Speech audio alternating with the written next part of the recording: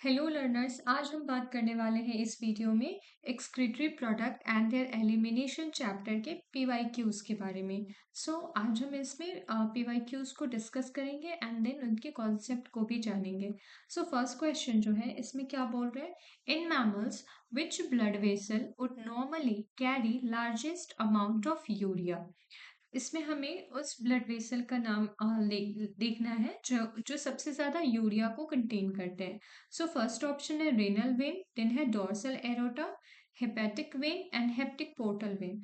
तो देखो, हम ये बात जानते हैं कि यूरिया को जो प्रोडक्शन करने का काम या अकोमुलेशन का काम है वो सबसे ज्यादा कहाँ पे होता है, लीवर में। ओके,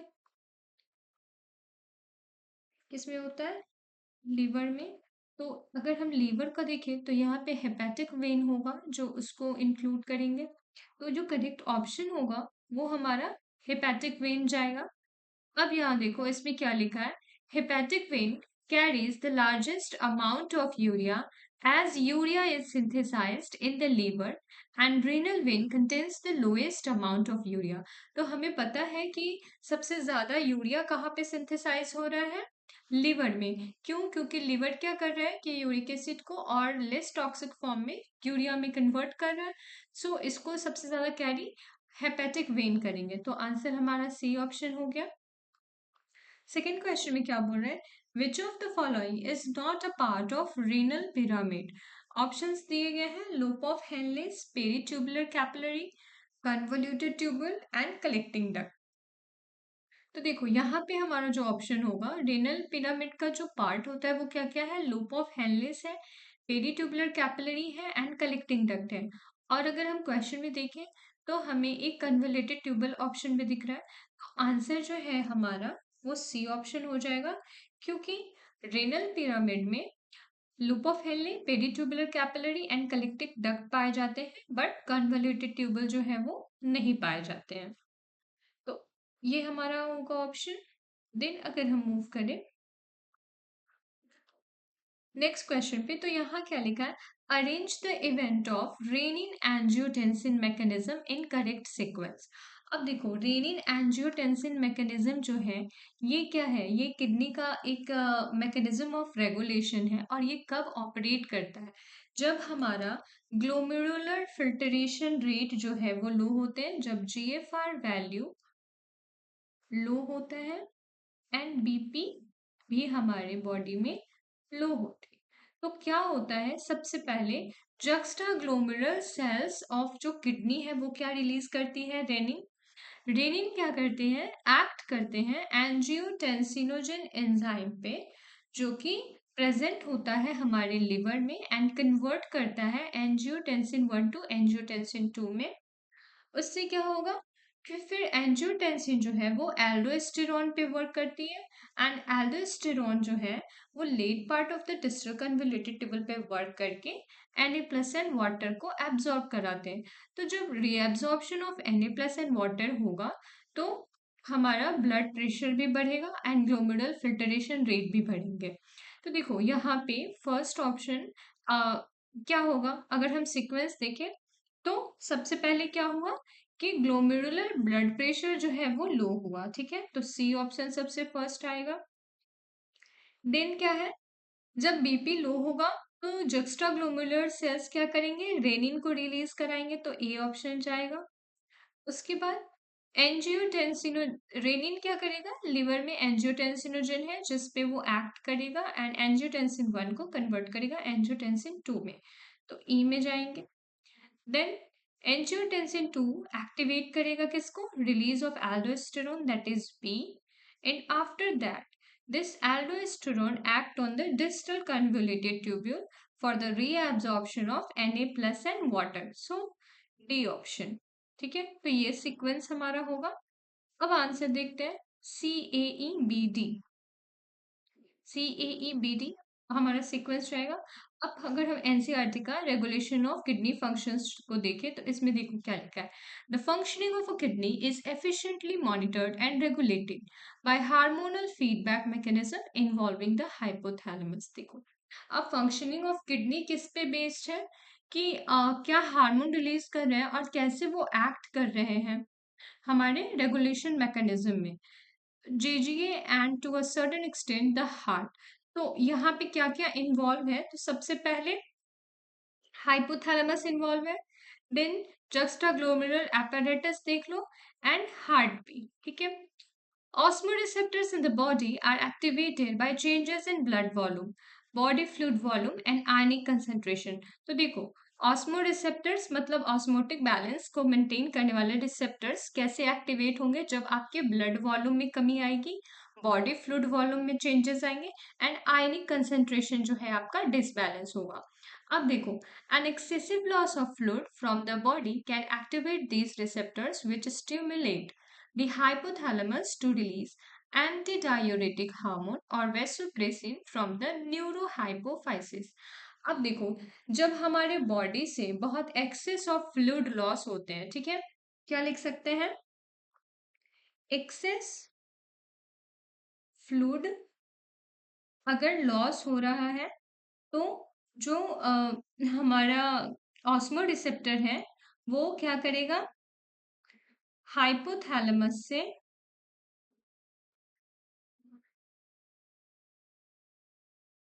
न्यूरो हाइपोफाइसिस पोर्शन से, न्यूरो हाइपोफाइसिस पोर्शन से क्या रिलीज करवाएंगे, एंटी डाईयूरेटिक हार्मोन जिसे हम वैसोप्रेसिन भी बोलते हैं। अब जो बॉडी से एक्सेस वाटर लॉस हो रहा है उस पे जाके एंटी डायूरेटिक हार्मोन वर्क करेगा और क्या करवाएगा, रीएब्जॉर्प्शन ऑफ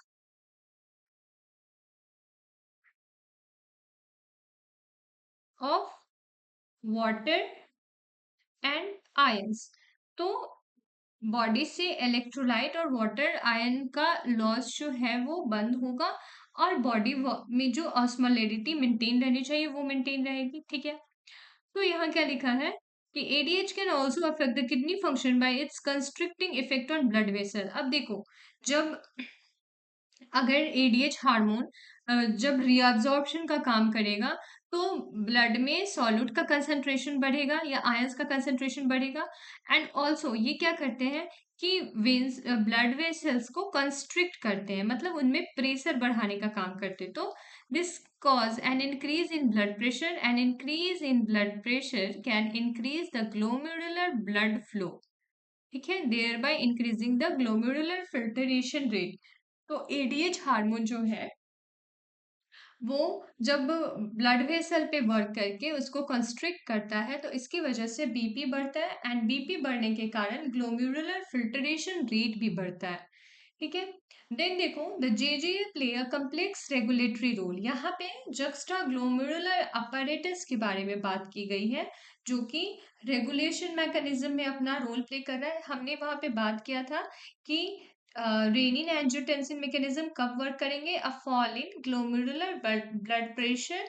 तो जब ग्लोमेरुलर ब्लड प्रेशर लो होता है तब जेजी सेल्स रिलीज कर रहे हैं एंजियो रेनिन को, which convert angiotensinogen in blood to angiotensin 1 and further to angiotensin 2.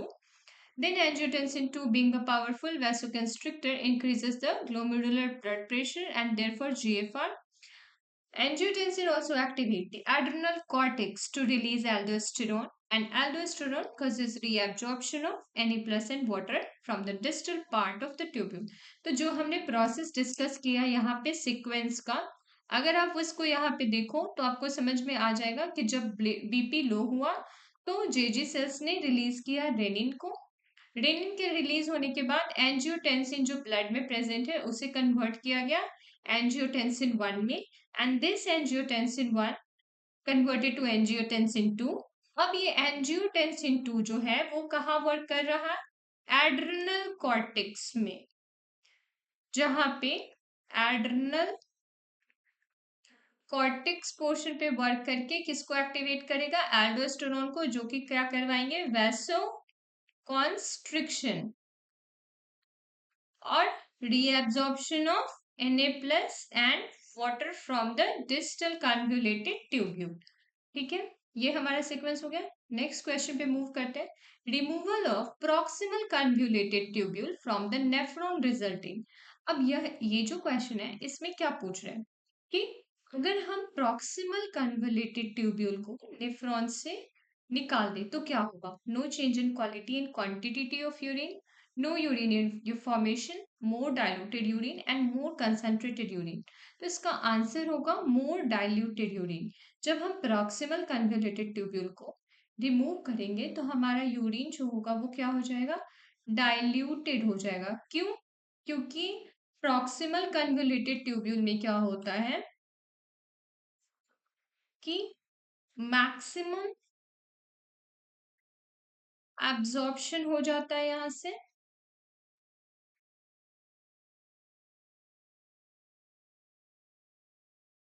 Essential minerals and ions का, ताकि यूरिन कंसंट्रेटेड हो। ठीक है, यूरिन कंसंट्रेट हो। बट अगर आप प्रॉक्सिमल कन्वोल्यूटेड ट्यूब्यूल को हटा दोगे तो ये एब्जॉर्प्शन वर्क नहीं करेगा और आपका यूरिन जो है वो कंसंट्रेटेड नहीं होगा। देखो, maximal absorption of nutrient and water take place through PCT. if PCT is removed, the water absorption will not take place and hence the urine form is diluted। तो ये आंसर हो जाएगा। नेक्स्ट क्वेश्चन क्या है? A decrease in blood pressure volume will not cause the release of.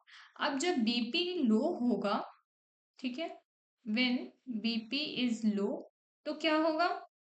जो renin angiotensin aldosterone है वो active होंगे। तो क्या क्या इन रिलीज होगा? पहले तो रेनिन होगा, एल्डोस्टेरॉन भी होगा, क्योंकि हमें बीपी को हाई करना है तो एल्डोस्टेरॉन भी रीअब्जॉर्प्शन करेगा, एडीएच भी करेगा। बट एट्रियल नाइट्रियूरेटिक फैक्टर कब वर्क करता है? ये जो एएनएफ है जिसे हम एट्रियल नाइट्रियूरेटिक फैक्टर बोलते हैं, ये तब वर्क करता है जब बीपी हाई हो और जीएफआर भी हाई हो। तो अब ज्यादा हाई हो चुका है, हमें इसे कम करना है, तब एट्रियल नाइट्रियूरेटिक फैक्टर वर्क करते हैं। तो आंसर क्या होगा यहाँ पे? बी। ये नहीं रिलीज होता जब आपका बीपी लो होता है। तो देखो, an increase in blood flow to the arteria of heart can cause the release of atrial natriuretic factor। ANF can cause vasodilation and thereby decrease the blood pressure। ANF mechanism therefore acts as a check on the renin angiotensin mechanism। ANF का काम क्या है? कि BP को लो करेगा। और renin angiotensin का काम क्या है? बीपी को हाई करने का। ठीक है, तो ये हमें याद रखना है। Next, moving to the matching question, अगर हम यहाँ पे देखें तो एक क्या है? ग्लाइकोसूरिया, गाउट, रिनल कैल्कुलाई और ग्लोमेरुलर नेफ्राइटिस। तो ग्लाइकोसूरिया क्या होता है? हम देखें इसमें क्या होगा? ग्लाइकोसूरिया मतलब यूरिन में ग्लूकोज का अमाउंट बढ़ जाता है। ठीक है, तो ए ऑप्शन के साथ क्या जाएगा? फोर्थ। B, gout. अब गाउट में क्या होता है कि यूरिक एसिड का एक्युमुलेशन होता है जिसकी वजह से वो स्वेलिंग आती है एंड जॉइंट्स में पेन होता। तो बी का फर्स्ट ऑप्शन हो जाएगा। देन सी में है रेनल कैल्कुलाई, मतलब किडनी किडनी के पैसेज में अगर आपको कैल्शियम स्टोन्स दिख रहे हैं तो mass of crystallize cells with the kidney. So C option will go with 2। And D क्या है? ग्लोमेरुलर नेफ्राइटिस, मतलब इन्फ्लेमेशन इन ग्लोमेरुलाई। तो डी जाएगा किसके साथ? 3 के साथ। अब अगर हम इससे ऑप्शन मैच करें तो हमारा डी ऑप्शन यहाँ पे करेक्ट जाएगा। Okay, answer D is correct. Next जो है, presence of RBC in urine. अब ये क्या होता? तो आरबीसी का बढ़ना यूरिन में, मतलब ब्लड सेल्स आ रहे हैं यूरिन में, तो ये एक कंडीशन होगा हेमाटूरिया का। देखो, नाम से भी आप कर सकते हो कि हेम प्रोटीन है एंड यूरिया। ठीक है, तो ये जाएगा इसके साथ। अब हेमाटूरिया होता क्या है इसे थोड़ा देख लेते हैं। What is haematuria? Haematuria means there is blood in your urine and it is of two types, like gross haematuria and microscopic haematuria. तो एक ग्रॉस हेमेटूरिया में आपको ब्लड दिखता है एंड माइक्रोस्कोपिक में आप जब इससे माइक्रोस्कोप के अंदर देखोगे तब आपको ब्लड सेल्स दिखाई देंगे। ये नॉर्मली यूरिन में आपको नहीं दिखते हैं। और इसके कॉजेस क्या क्या हैं? तो इन्फेक्शन हुआ आपके ब्लैडर में, किडनी में, यूरेथ्रा में और प्रोस्टेट में तो दिखेगा। यूरिनरी ट्रैक्ट में स्टोन्स आए तो उसकी वजह से दिखेगा बहुत विग्रस एक्सरसाइज करने से। एंड एक बेनिगन प्रोस्टेट हाइपरप्लेसिया का कंडीशन होता है, इसमें भी दिखते हैं। So this is all about the practice session regarding your excretory system. I hope you like the session. If you like the session, kindly like, share and subscribe it.